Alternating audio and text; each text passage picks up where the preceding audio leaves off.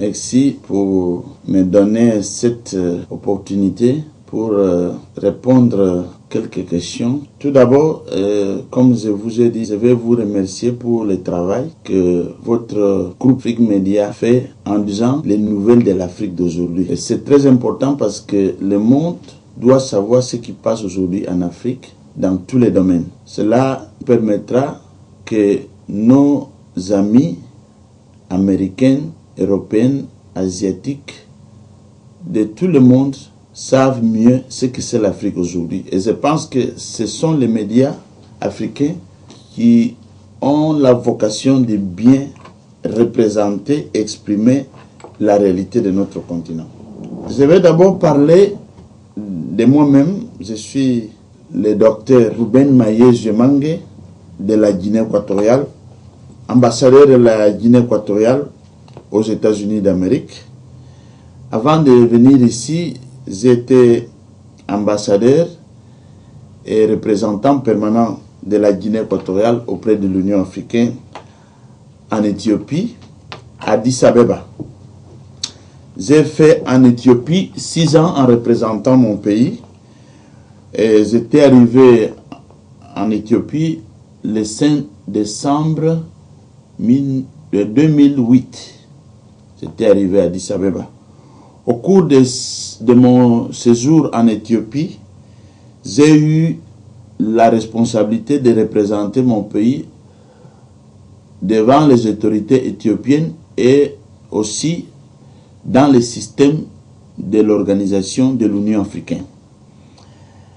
Ce que je peux vous dire, c'est que si à mon arrivée, mon pays n'avait pas encore joué le rôle qu'il appartient comme État membre de l'Union africaine, au cours de ces années, la Guinée équatoriale a tout d'abord réaffirmé sa disponibilité pour continuer à contribuer à la cause africaine. Deuxièmement, la Guinée équatoriale a consolidé sa présentation dans toutes les instances de l'Union africaine, en commençant par le rôle du comité de représentants permanents, le COREP. Au sein de ce comité, la Guinée équatoriale, sous ma responsabilité, a présidé les sous-comités chargés des questions administratives, financières et budgétaires pendant 3 années, c'est-à-dire l'année 2009, 2010 et 2011.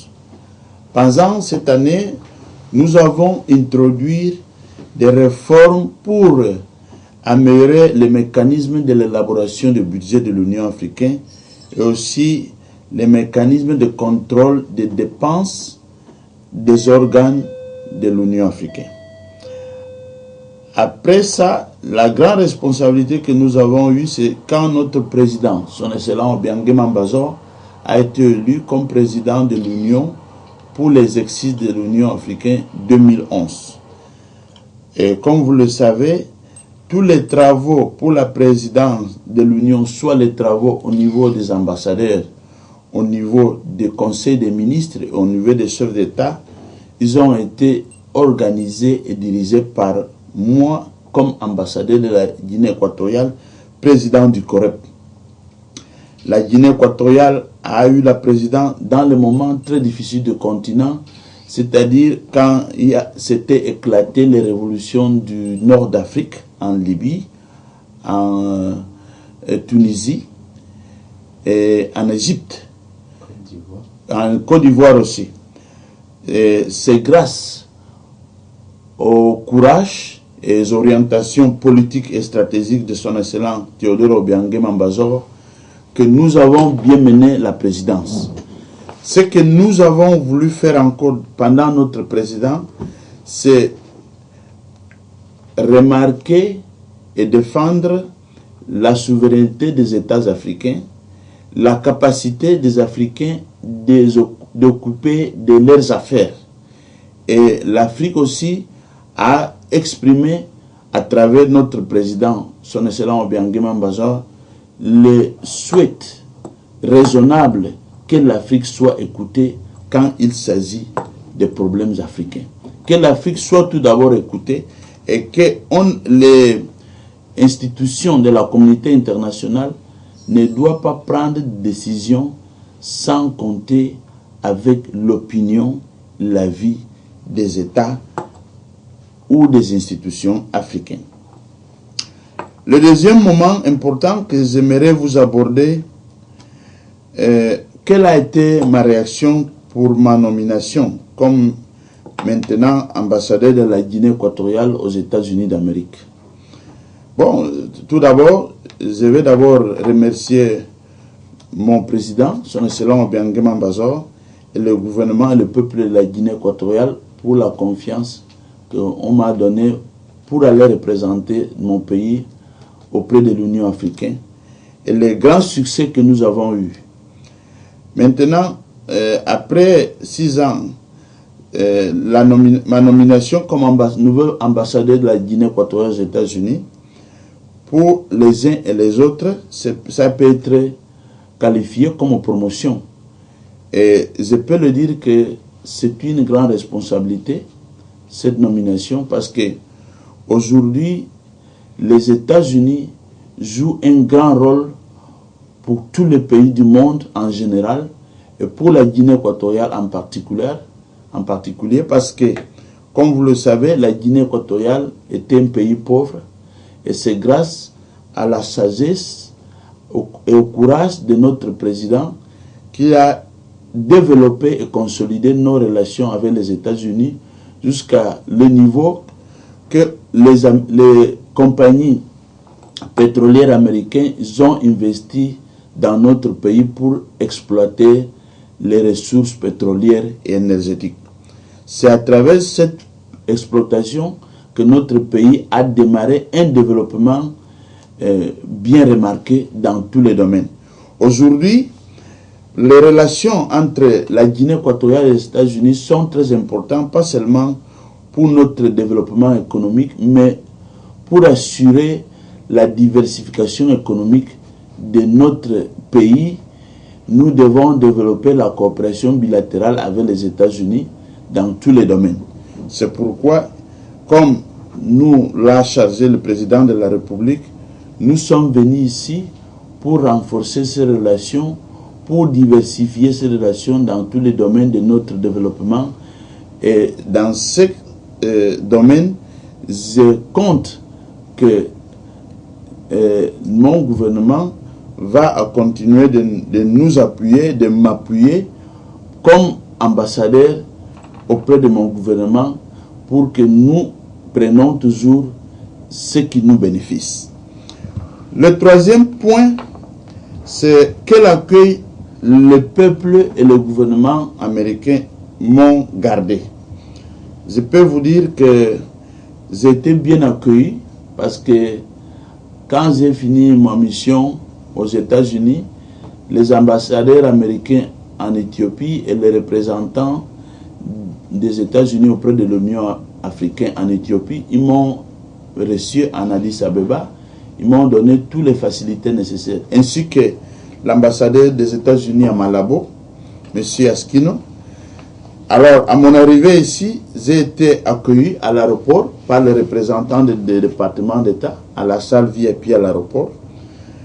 Et après une semaine, j'ai été reçu à la Maison Blanche par le président Obama.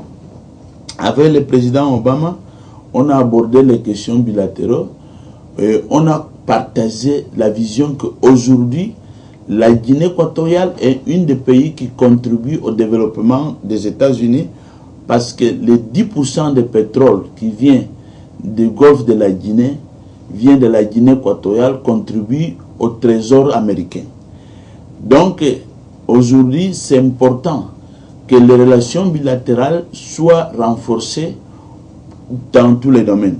Et les États-Unis, ils ont exprimé, le président Obama avec son gouvernement, ils ont exprimé leur disponibilité pour travailler avec nous et ils nous ont donné toutes les facilités pour les mettre au courant de tout ce que nous, on aura besoin pour renforcer ces relations. Un autre élément important, c'était après mon séjour à la Maison Blanche avec le président et ma famille, le sous-secrétaire d'État, Madame Linda Thomas Greenfield, a organisé un dîner en notre honneur pour nous réaffirmer la disponibilité du gouvernement des États-Unis de collaborer avec les pays africains de l'Afrique centrale en général et de la Guinée équatoriale en particulier dans le domaine de l'électricité, infrastructure et promotion de la jeunesse. Cela coïncide avec les priorités de la politique de son excellent Obiangema Mbazor. C'est pourquoi je peux dire ici, en conclusion, que l'accueil a été chaleureux. Maintenant, la question, quel est mon secret de ma force? Moi, je peux dire, chers amis, que le secret de ma force et de mes succès, c'est tout d'abord, je crois en Dieu et je crois aussi à mon pays.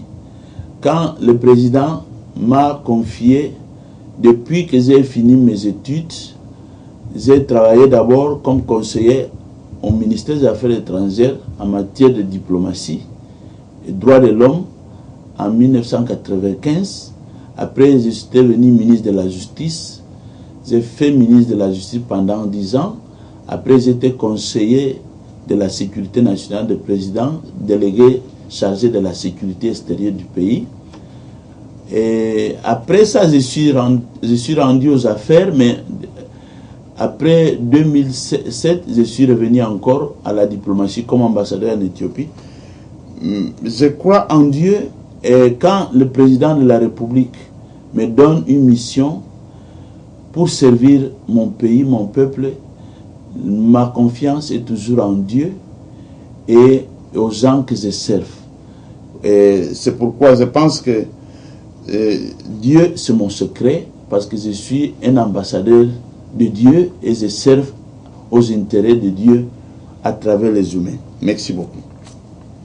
Maintenant, en tant que panafricaniste, quel serait mon conseil à la jeunesse africaine en général et à la jeunesse de la Guinée équatoriale? Je pense qu'aujourd'hui, l'Afrique et la Guinée équatoriale ont besoin des gens qui aiment d'abord leur pays et l'Afrique. Notre pays, notre continent a beaucoup souffert d'abord par l'esclavage, l'occupation des étrangers, la colonisation. Maintenant que nous avons des États indépendants, on a besoin aussi des hommes indépendants, c'est-à-dire des hommes qui peuvent servir au développement de leur peuple. C'est pourquoi mon conseil, comme panafricaniste à la jeunesse équato-guinéenne et africaine, c'est il faut que la jeunesse, chacun et chaque, dédie et consacre son temps pour étudier et trouver un métier. Soit un métier de haut niveau, soit un métier moyen. Tous nous, on va servir. Les gens peuvent contribuer selon et à partir de leurs moyens, à partir de leur niveau.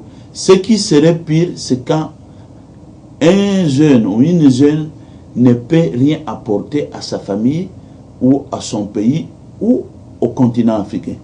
C'est pourquoi ma recommandation, c'est que nous devons toujours étudier, apprendre pour servir bien notre continent. Merci beaucoup.